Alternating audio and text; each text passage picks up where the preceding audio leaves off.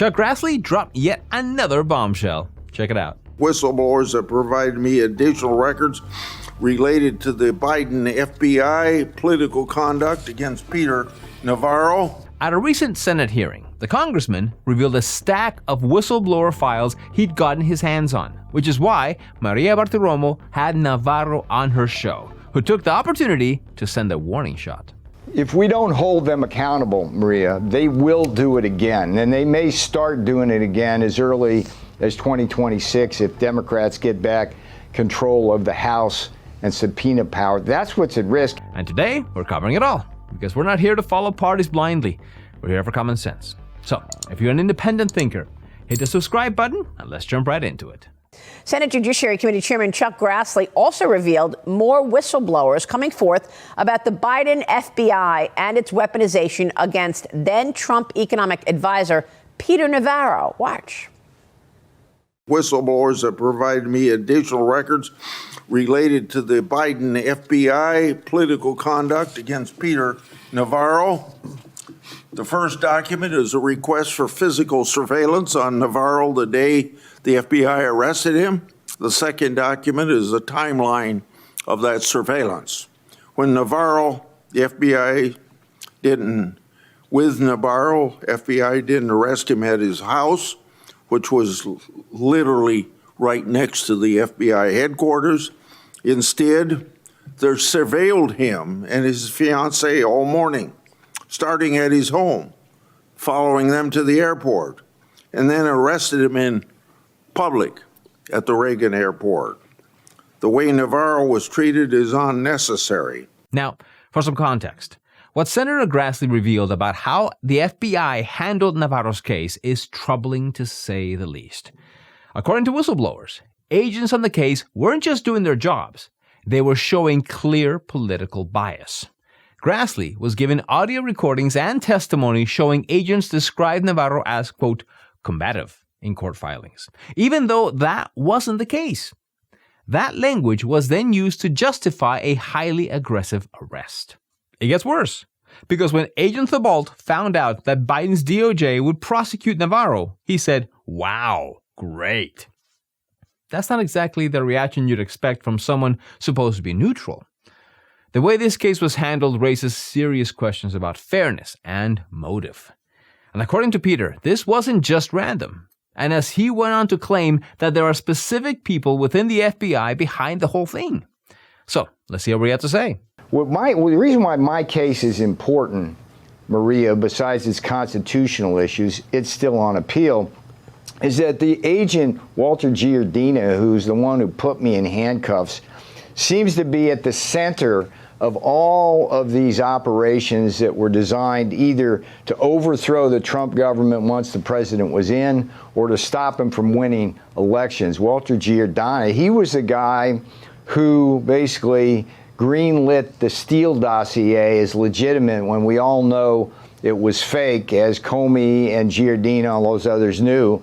That begat Crossfire Hurricane, the Mueller report, Crimson River, and then we've got the Arctic Frost one, which was a big topic of conversation yesterday, and that was just a license to surveil and subpoena and get records and go into people's emails and phone records. And Republican senators were targeted. This is precisely why the argument that the state's power was weaponized against political opponents continues to gain ground. And when it comes to Walter Giardina, the details shared by Senator Grassley only made that case stronger. It's being claimed this special agent, quote, was an initial recipient of the Steele dossier and falsely said that the report was corroborated as true. He also, quote, electronically wiped the laptop he was assigned to while working for Special Counsel Mueller outside of established protocol for record preservation. And to top it off, he, quote, openly stated his animosity towards Trump and made it clear that his investigation was driven by personal motives. Now, the only reason we know about any of this is because of whistleblowers. That's why what Navarro said next is the most important part of the entire story. These documents that Chuck Grassley released yesterday show this much bigger operation. You had nearly a dozen FBI agents doing their like Clouseau stuff. Navarro leaves his residence at 7:02 or whatever. And what's extraordinary about this is really the bigger picture here. Senator Chuck Grassley, almost single-handedly, is getting more and more documents that reveal this vast conspiracy. And I don't use that word very often, but it is. It's an 8-year-long conspiracy conducted at the top levels of leadership at the Washington field office of the Federal Bureau of Investigation, where Comey and then Wray were part of this, but you had Clapper, Brennan, Page, Strzok, a whole cast of characters. So here's the bottom line. If we don't hold them accountable, Maria, they will do it again. And they may start doing it again as early as 2026 if Democrats get back control of the House and subpoena power. That's what's at risk. That's what matters the most. Accountability. All the revelations, all the whistleblower reports, none of them mean anything if those responsible walk away without consequences. If a fair trial finds them guilty, then the law needs to be enforced. Otherwise, this becomes nothing more than political theater. And let's be honest, if there really was a coordinated effort, what's stopping them from doing it again? History tells us one thing. People who face no consequences are more likely to repeat their actions. We see it all the time with repeat offenders in everyday crime. The same logic applies here. If the system doesn't send a clear message, it's only a matter of time before the same tactics are used again.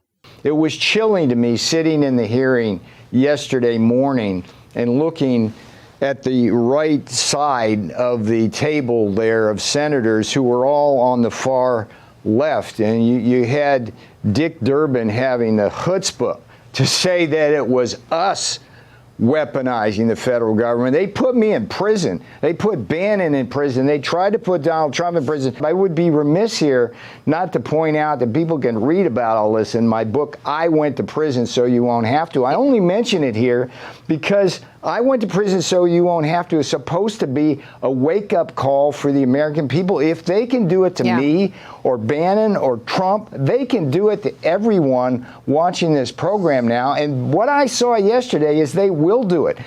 I'm telling you, these people from Mondami to Schiff and everybody in between, they will use political power to have their way with you, and that way is not the American way, and that's the problem here.